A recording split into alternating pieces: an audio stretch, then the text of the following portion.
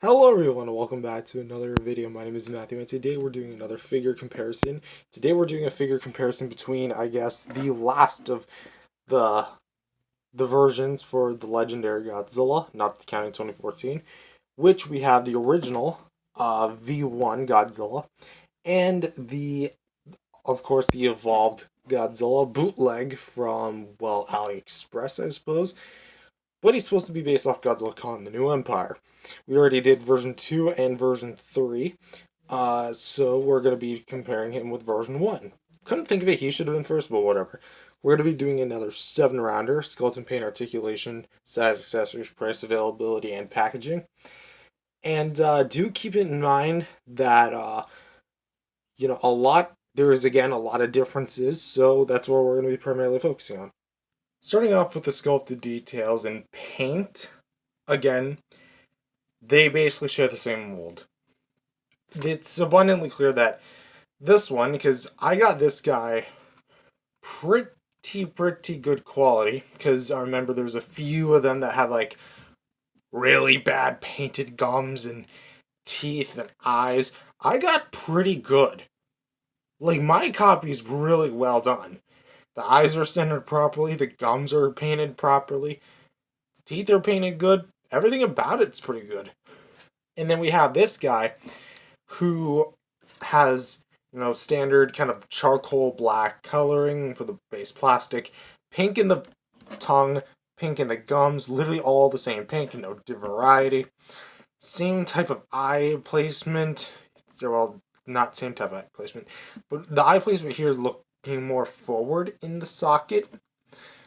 And it also features the standard like pink lining that you see on Godzilla Evolved, meant to look like the spikes.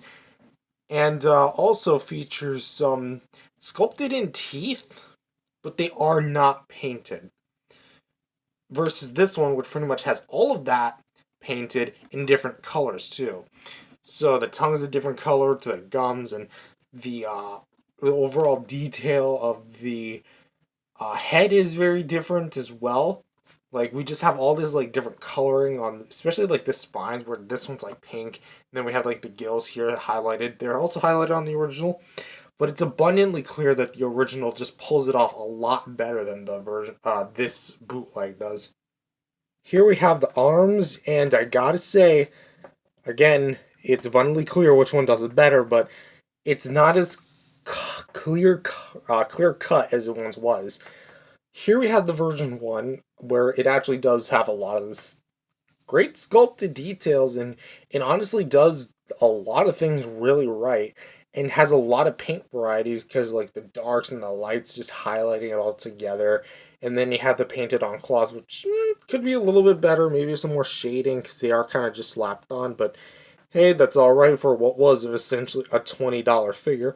Versus this one, where it does retain that kind of black matte plastic, and it also features some silver dry brushing, which again, when I opened it, I was not expecting silver dry brushing, but it looks so good. Like, it really does look very well done.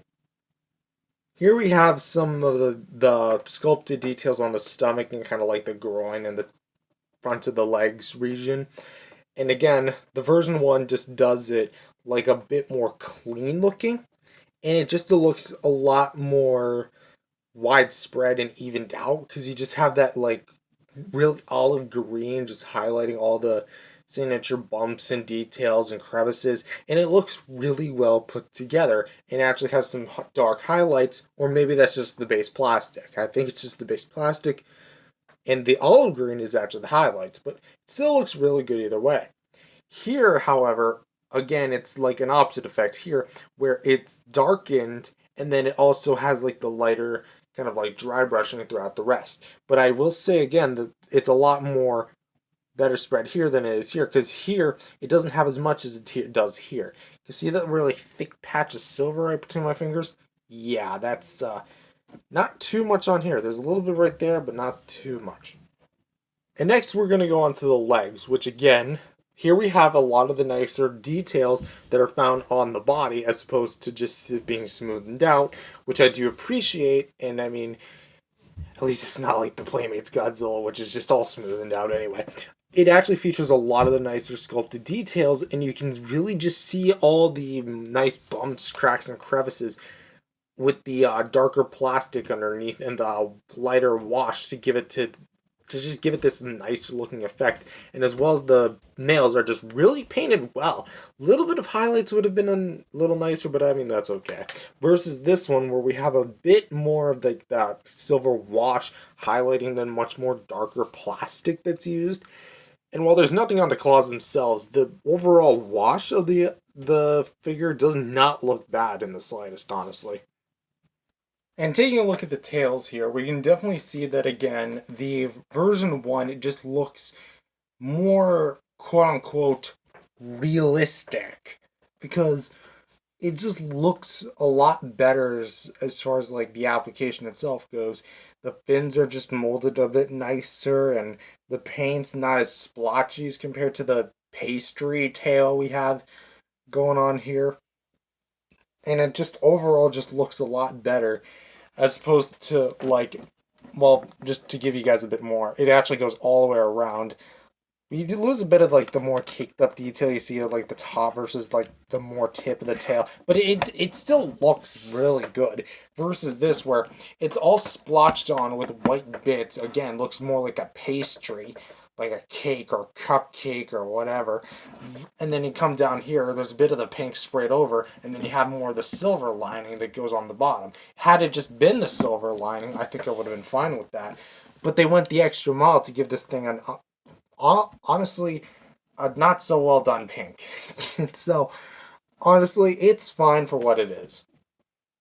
And lastly, we're gonna take a look at the dorsal plates, and I honestly just have to say the dorsal plates just again, there's so much differences between them. Even though they're the exact same mold, the fins on the original just beat the new evolved bootleg any day of the week. They have like such a nice wooden look like texture, and it just looks more organic and more accurate to what we saw in the film versus this, which looks nothing like the new Empire design, by the way. Even though this is the technically the pre-evolved new Empire design, but it's not the evolved new Empire design. But it just is so well done here and just has so much more of that dry brushing and the color variety versus this where it's just pink and white. And the white doesn't even look that good. It honestly just looks too glossy for my liking. Maybe I'm ragging on this a little bit because I stayed pretty positive about it, but it's just the comparison just makes it so bluntly obvious that which one is the winner. So overall, I honestly have to say, as far as like sculpting paint goes, I do like his dry brushing and I do like the intention of paint apps because like it's abundantly clear that they wanted to give this thing like a much more refined feel as far as like the paint job goes on the fins because I definitely see what they were trying to do, but it's just not done that well, especially with like the eye paint, how goofy it just looks. Like one of the eye sockets I think is actually kind of caved in. Yeah, that's definitely caved in a little bit. Versus this one, which just all the things right, and honestly, it just really shows how much better and cleaning of quality the original NECA brings to the table versus the bootleg. Again, this is actually a really good bootleg as far as sculpt and paint goes, but it doesn't really compare to the originals whatsoever. So, gotta hand it to the NECA here, even though it's not a competition; it's more just a general figure comparison.